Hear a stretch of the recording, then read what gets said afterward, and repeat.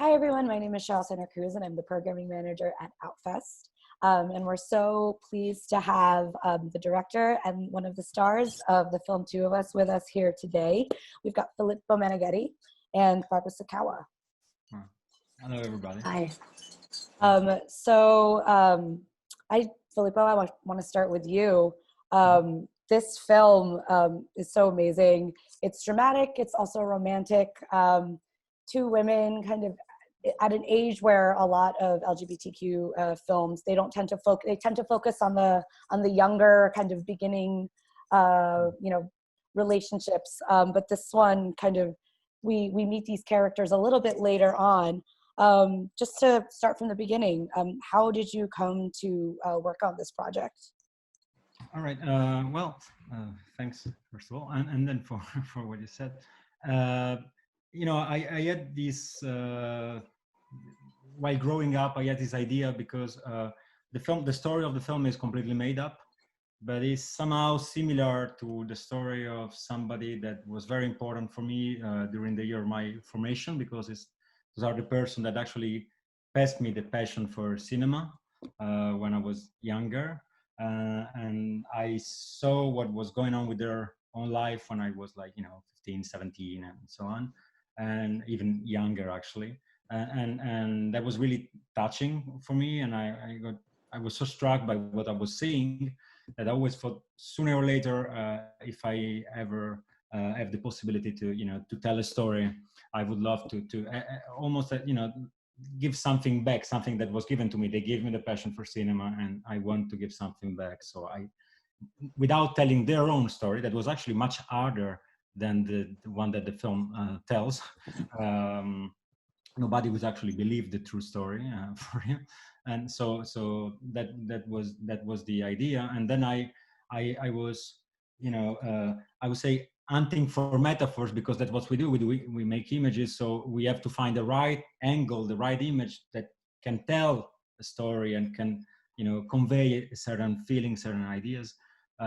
So I was in my mind for years, and I was looking without looking. And then one day I was in a very small, a small town in Italy visiting a friend, and their neighbors were two women that lost their husband at the same moment almost. And to live through the loneliness, they were living with the two-door always open and talking to each other through the landing. And I saw that, and suddenly was very quick, and I said, that's a good way to tell the story, because I can shut the door lately and then we become a metaphor and so on. But that was quick. And then it was 5 years of writing with my co-writer Malisombo Vorosmir. It was a long process later on to find the right things. Could you talk a little bit about the writing process? You mentioned it was 5 years. What took so long? Financing, financing, got it. I was okay with a couple of years of writing, but then, funding this film wasn't easy because, it's my first feature. And, the story, it is not the most, easy to finance, at least in France, even though, French cinema, we got a very good funding, comparing to Italy, where I'm from. So that's one of the reasons why I live in France anyway. And so I was lucky to get public funds in France, and I'm very grateful actually. But it takes time. You have to go through commission, and then every time you have to go through a commissioner, you have to rewrite, and then you rewrite. So the process of writing took a long time also for that. And then film is a living thing. So when you get to know who is going to play the character, in case of, then and you're very happy about it, and then you try to to have a relation with the actress that is going to have a feedback on the script. So you rewrite certain things, and then you try to make it better and better and better. But it is true that 5 years, it is kind of painful, and sometimes you want just to get rid of it, but then you shoot it, and everything comes alive again, and it's a wonderful thing. Well, speaking of the actors and the characters. Do you want to talk a little bit about the casting process? Did you always know who you wanted to play Nina and Mado, or what was that process like? All right. At the very first draft, I try not to have somebody, I mean, I try not to visualize too much the character, because if for any reason an actress can say no to a project, then I'm going to have to mourn it, and it's going to be very difficult for me. So the very first moment I try to be free, you know, to visualize everything else, but not the character. And I guess try to see the things through my own eyes as if I was the character or something like this, I guess. I don't know if it's clear, if it makes sense. But then I wanted to ask Barbara and Martin, because there was one thing that was sure for me, that I wanted to have two very different actresses, because the characters are very different. You know, Madeleine, she always been in a small town in southern France, and so on. She's Madame Girard de la Petite Ville Française, you see that? So I wanted somebody, Martine Chevalier de la, she's a theater actor. She's a legend in French theater, but she barely made a few films, but she's not known to the cinema theater thing, to the cinema world. So, and then Barbara on the other end, you know, she's a legend of, I mean, she's here or there, I don't know, of independent film, and I always loved their work. And so my idea was, she was bringing her charisma, her energy, but also, and her talent, of course, but also this idea that what does she do there? Why is she there? Like Nina, you know? So I hope, in my mind at least, I hope that will be bringing something to the character as well. And there was one very important thing. It was to find two very brave actresses, because first, I'm a first-time feature film director, so they have to be brave anyway. And then I wanted to depict age in an honest way, and that was very important to me. That was a real issue for me, to be able to do that. And so they were brave enough to shoot with little makeup, and you know, I'm shooting from very close. And that was, I guess, Barbara, one of our first conversation was about that. So I need to find actresses that are talented, but also that have the guts to come with me in these adventures. And I was lucky that they said yes. Wow. Speaking of Barbara and legends, I'd love to hear this story from your side. You know, what were your first thoughts when you were approached for this project, and what was your reaction to the script? I really liked the script. I read the script and I thought they were really complex characters. I liked the whole setting of these two women also in a family. I like that aspect, this love story between older people, and that there was a family also. The younger generation, you had to deal with their mother, and or even a grandson who had to deal, you know, with it, with the grandmother. And yeah, I was, of course, a little bit I thought about it, because it's the first feature film from Filippo, and you know, you can write really great scripts, but you can make a real bad film out of a good script. Harder than the other way around, but it can still happen. So then I met Filippo, and I felt he was very passionate, and he was very he could really explain the things very well. And I found it very fascinating that a young man writes about two older women, because very often lesbian relations have sort of a titillating quality for men who find it sort of exciting. And so I thought it was really great that he had two older women, where this is not in the foreground, you know, where it's really about the love, and also, yes, the honesty about that there is sex between two older women. So I really loved the script, and I met him and I loved him. And I was also very touched that I was still very busy, and Martine was also busy with something else. I think she was playing theater. I was on a TV series. And so that he was going to wait for us. So that meant for me, he really wants us. And so we're not just exchangeable. And that I thought was really, really great. And I was not disappointed in the work. No, absolutely not. Was there anything specific in Nina, in the character of Nina, that that really drew you to her? Well, it did. You know what? At one point, I think I said to, didn't I say to you, Filippo, at one point I would like to play the other character? Mm-hmm. You did.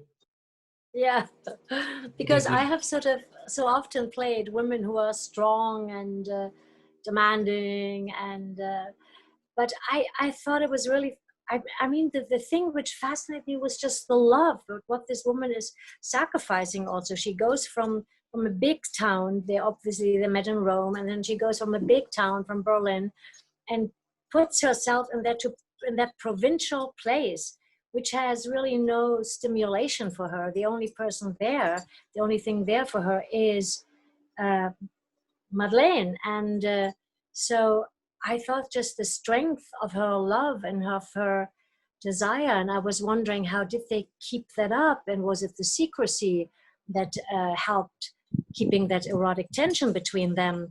Was it the hope for a future? Well, there were so many things that I found interesting.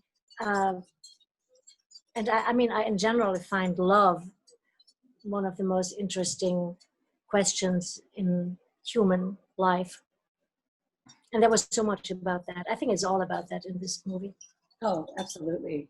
Absolutely. And, you know, you mentioned that that Nina's strong and demanding, but also I think you portray her with, you mentioned the love, there's this vulnerability that's in that love that you can see in this character, especially as kind of time goes on and, you know, there seems to be more obstacles kind of are being thrown her way. You portray her with such a vulnerability that also makes sense for her character. It's really lovely. Yeah, and I like that she's like almost loses every shame when she's spying on her partner. You know, that shows her vulnerability, that her strength kind of goes out the window a little bit, and she just does things that she probably normally in life wouldn't do, but it just brings her to do things that she probably would find a bit shameful, but she does them anyway.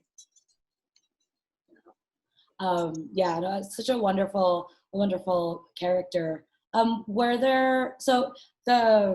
Your love interest, Madeleine, there's, you know, a few moments where, you know, we get to see you two together and happy, but for most of the film, you are separated from her. And for most of the film, she's not speaking and she's barely moving.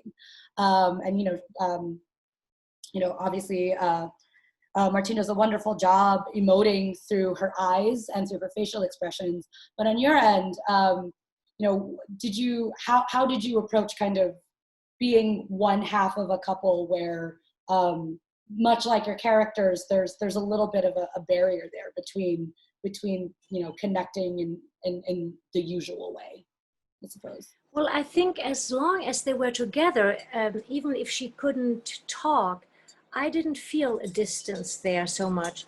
I mean, it was the outer world that gave them the distance when she wasn't allowed to see her.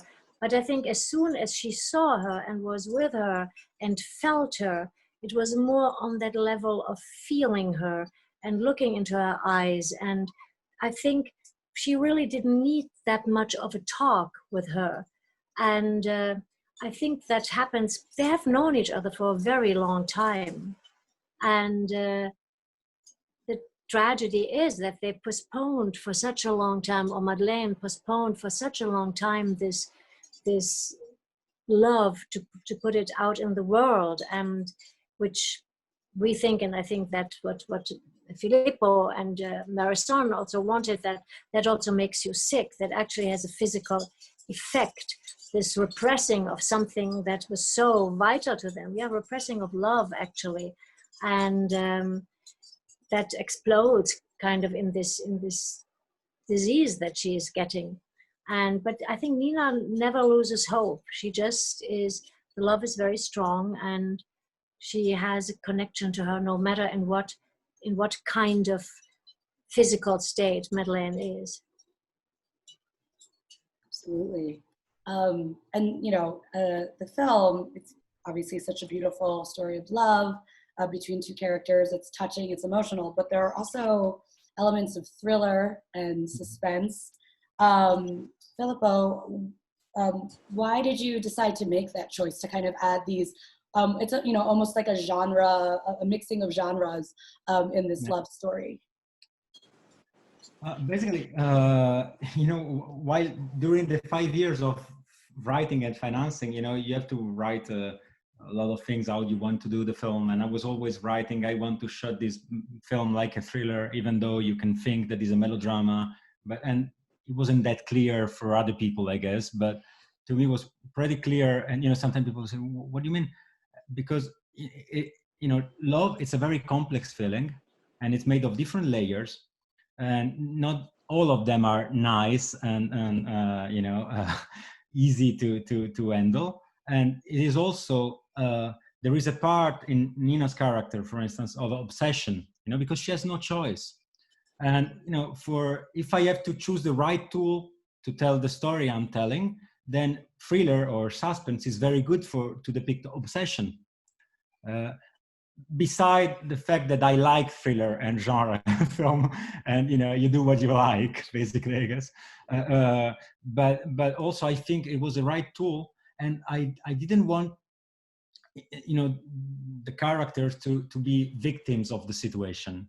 So I have to find the right language for it, and I believe with this choice that was giving me more room to make the two characters reacting to things and not just living through things, because in suspense the characters are actually active, so that was really, really important for that. And also I really wanted the audience to be very close to the sensation, to the atmosphere and the sensation of the character. That's why I use sound. And and again, the genre give you more freedom to use that. While in a art house French film, you should have less of that. So that it's so funny. There is a language that is established, and that actually I don't really like that there are all this thing. I believe I like cinema through all this is form, and that's why I like to shift during the same film from of course you have to be consistent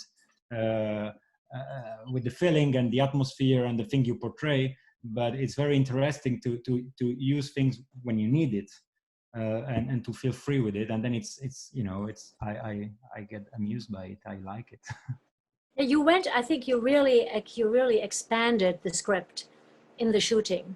Oh, yeah, which is great. It went way beyond, not way, but it went a lot beyond what was there, which is great. It's funny that you say that you like thrillers, because I liked really playing that, but I hate watching thrillers. I hate watching thrillers. In fact, last night, my son and I, we watched Notorious from Hitchcock. I had to leave the room at one point. I had to leave. I had to say, you tell me, I can't watch it. Because you have a lot of empathy, Barbara. That's why you're great at acting. I don't have all this empathy. That's why I'm not a good actor. Yes.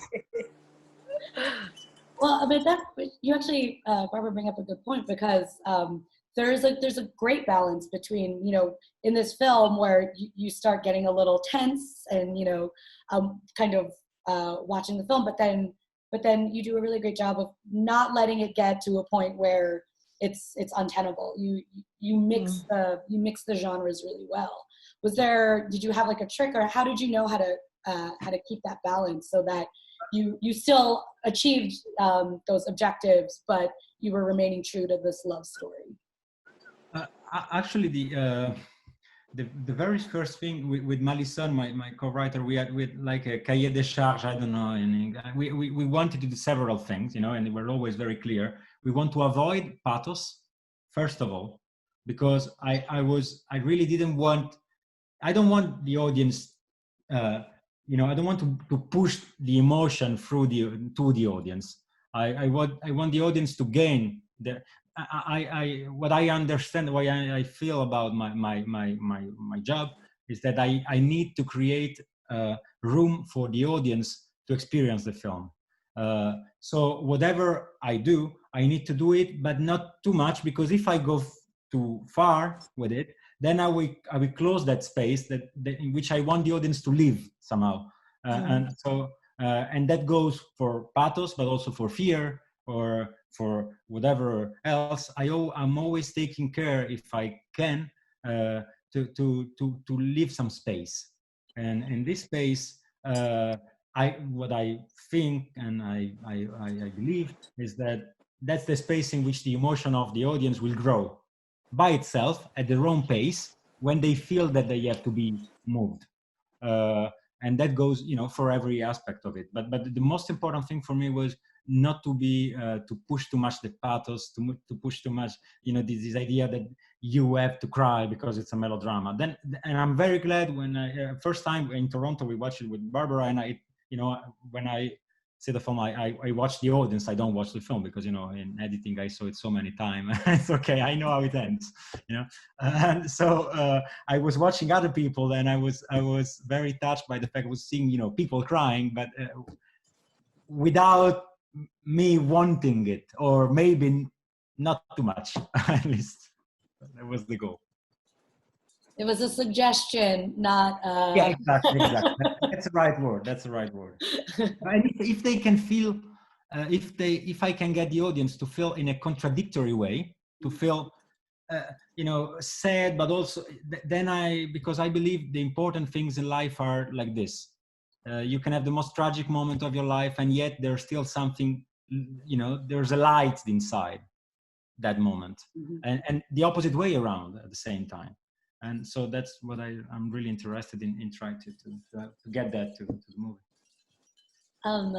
Barbara, you mentioned that Filippo, the script was expanded when you were shooting. Do you want to talk a little bit about that, or did some of the characters change a little bit, or motivations change when you finally got in the room and started working with each other? When I saw the film, I just thought that all the little more surreal elements in the film were not that obvious to me in the script. See, I really do think that the film is a director's medium, and as an actor, you are part of something. You have a small slice, that you do, and then the director really can, with so many means, also then add his or fortify his vision, and there were just the thriller element.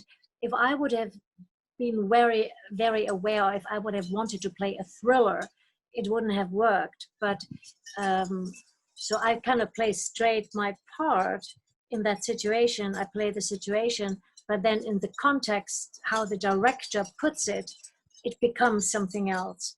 And I find that, and I think that it's very interesting what Filippo said, that you, even as an actor, you have to be careful that you don't play too much into one direction or too strongly, because then you don't have that possibility anymore to shape that and to form that later with music, with the way you edit it, and in which, right.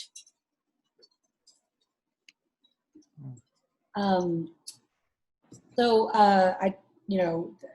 as we've kind of talked about a little bit, how kind of this kind of love story of lesbian kind of later in life, that we don't get to see it very often.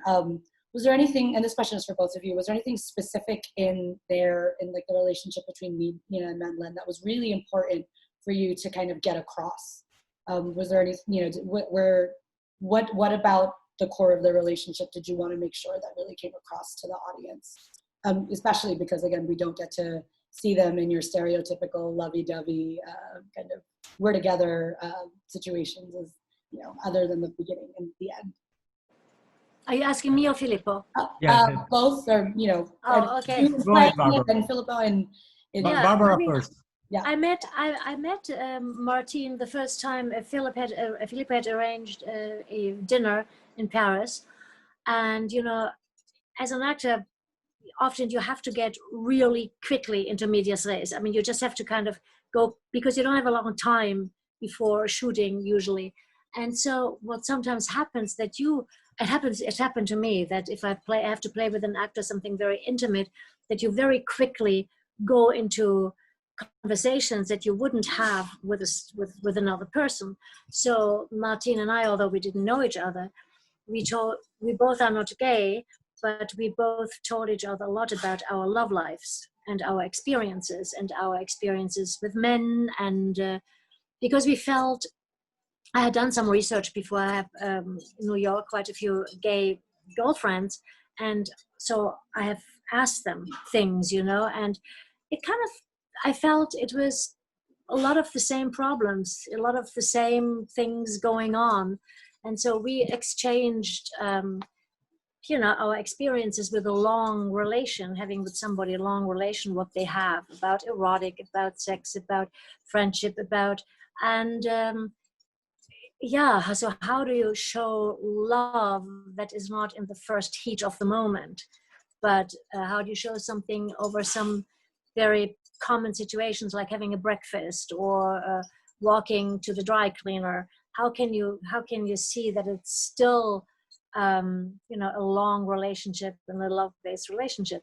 And I think you can't maybe even figure it out so much. You just have to know it somehow, and you have to bring your own experience from your own life into it and just live that in that moment with this person. Mhm.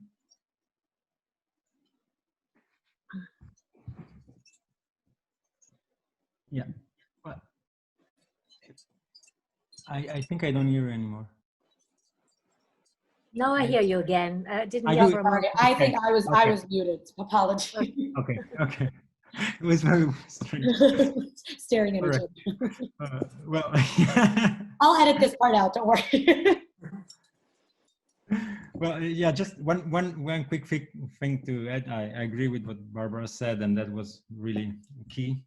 And you know, it was fine. We said it before. What is strange that that people think that, you know, once you are aging, you don't have sex anymore, and you know, you don't have to, you're not moved anymore. And while, because, and that was really difficult while funding the film, actually. This thing of the age of the protagonist was an issue. I mean, in the way we want to depict that age, because, you know, you can do, of course, film about aging women that are, you know, quiet and so whatever, that goes well. But I really had that feeling, and had more than one conversation with possible funders, that financier, that really told me that as clear as that, you know, if they were younger, it would be easier to fund, etc., etc.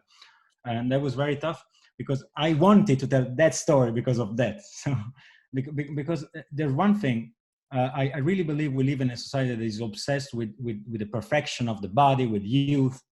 Or, you know, our body has to be like a machine, and you know, and that's, we don't have the right to be normal aging. And at the same time, I find that so charming.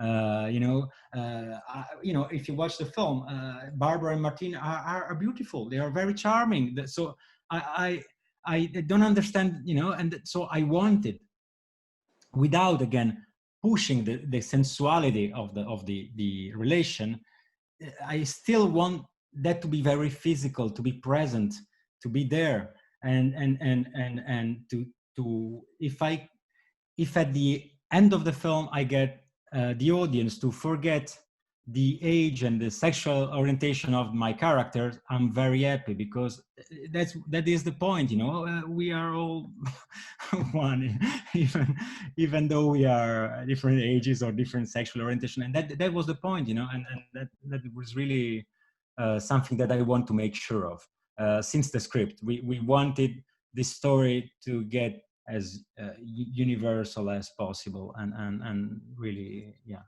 But I think you are a rare case, Filippo, of wanting to see also beauty of older women. I think Oh, not no. very many, directors your age would want that. So, and I think you really achieved something wonderful.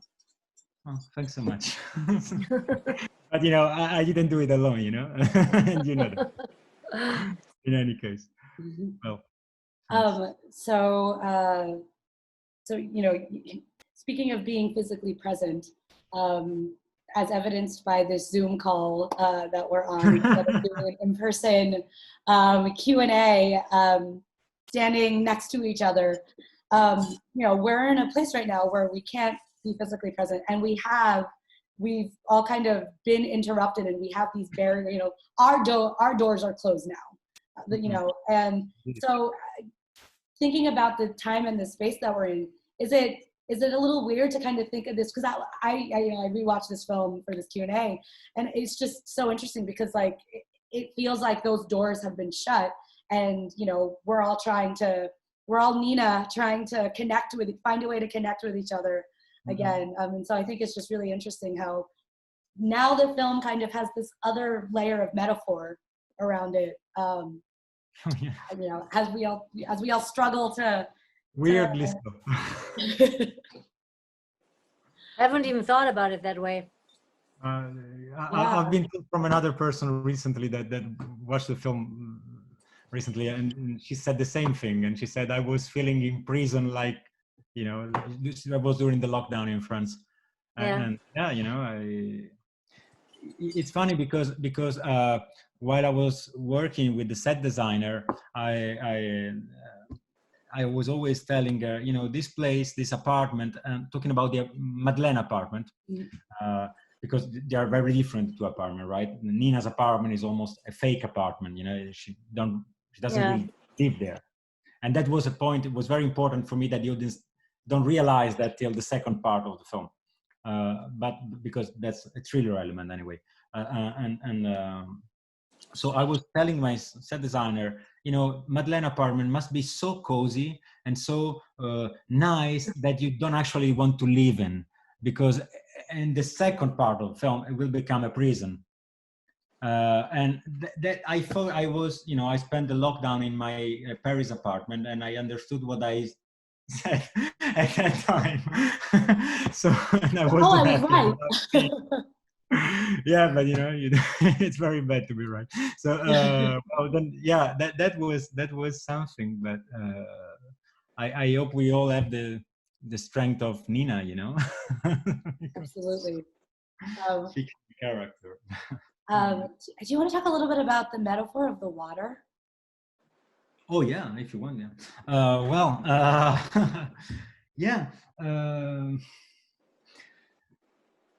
The idea is to have something that can be interpreted in many ways, at least a couple. But with my co-writer and then with my DOP, we listed at least 5 different possibility of meaning of that, and I wanted to be ambiguous.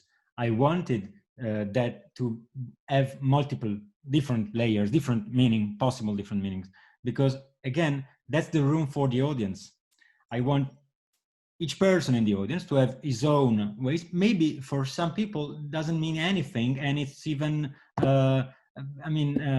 awkward or not interesting, but at the same time, my point is that, and of course I have my own preferences in this list, but what I try to do is to create images, and what I like in images is that they are more ambiguous than words, because the meaning in it's constantly changing, and so if the audience a couple of hours after the film ended is still thinking about it, then I'm very, very glad. And then of course, but it's less interesting if I say it is a story of things that are under the surface somehow, things that are not said, and so you can find several ideas about it, but and then I like the image. That's beautiful. It's beautiful. And sometimes once I was trying to explain something to a collaborator, and I said, and at the very end, the best answer I can give you is that I like it. So if I like it and if I feel it, then somehow it must be there. I guess, I don't know. But it is important that it is ambiguous then, anyway. Yeah. Barbara, what do you think happens to Madeleine and Nina after that last scene where they're dancing? Oh, what happens to them? Well, there's what I want for them. What I want to happen is that the daughter and the family accepts it, and that she is going to heal, and they're going to go to Rome, and they're going to live in Rome, and it's going to take a while. And then she has a real good relation with her daughter and her grandson and her son, and they come visit them, and they're going to be a happy family. That's what I wish for them. What is, yeah, and it's possible. It's definitely It's possible. And I think Nina is becoming a little more humble. I think there's some humility coming into her life, and I think it was maybe for both of them important, this incident, and for the whole family. It looks as if like an earthquake shook their life up and made it all terrible, but there is an opportunity in all that, and however they will live, I would just hope that they will take and see the opportunity, the whole family, of what happened. Absolutely. Filippo, do you have in your head, do you know, I mean, you don't have to, do you? You know, I guess what Barbara said is it's a much wiser answer to your question when I said before, what is the link with the pandemic and being, you know, I guess, you know, sometimes something strikes you and you have to have the strength to work it out and to gather something out of it. But then at the same time, my feeling about the ending of the film, I wanted that again to be very contradictory and that, you know, you can go both ways. And I think the wish that Barbara had for them is very difficult to happen. And what I'm sure is that Anne, Lea Druck's character, which we didn't speak about it, which Lea, she's a wonderful actress and she did a wonderful job with it, and it's a very important character as well, because that somehow, I guess, the point of view for a few quite a few people in the audience. I believe that Anne, she made a path and she changed her mind about her mother. That's for sure. And that's my positive point at the ending. I know that something has happened there, and something good happened there. You know, like sickness or a struggle that brings people together, closer anyway. Sometimes. No, I mean that's what happened in the film. You know, for that. Yeah. That's what happened there. It could also go the opposite way. It could also go the opposite way, and that's why exactly I wanted the film to have this contradictory ending, in which you can choose one or the other direction, because as Barbara said, in life you can go both ways, and you don't handle it. Actually, you don't know. You know, you can you fight, and then the ending. Who knows? Well, and you know, also in life, the ending isn't really, the ending is when you die. So even at that, like, you know, that moment in those two people, that moment in their lives, that's not the end for them, because regardless of whether the next thing that happens is happy or unhappy, it still continues. There's still, and again, you don't really know what happened when it ends. I mean, I will say it probably will take a while for the sun to come around. He might be the one that he might be the. Well, because he feels also, I think the son maybe identifies also with the father. Oh, yeah. And what is very important in the story is Mhm. that the parents seemed for the children this loving couple. That's what the daughter says at one point. And so they feel betrayed in that way. And for the son, it must be really difficult to understand that his mother actually, his father was not the love of her life, but somebody else. So he feels this betrayal from his mother, and be the father with whom he identifies probably as a man. It's tough. I think it is tougher for him in a way than I mean, it's difficult to say for whom it's tougher emotion, but I would say if you're in a simple way, it could be tougher for the son. Might be. Yeah. Absolutely. And Well, because yeah. no, so go ahead. No, just to say that there is a very important character that is completely off screen, that is the father.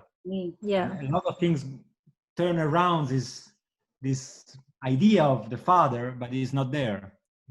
And I like this idea of having important thing completely off screen, because again, I hope that every person in the audience project their own father, somehow, and that can bring them closer to the film somehow. And I think for a man also probably, I mean, it is one thing probably if your wife leaves you for another man or leaves you for another woman. I mean, it's not only you are rejected personally, but it's almost like your whole sex or your whole gender, your whole masculinity feels a rejection.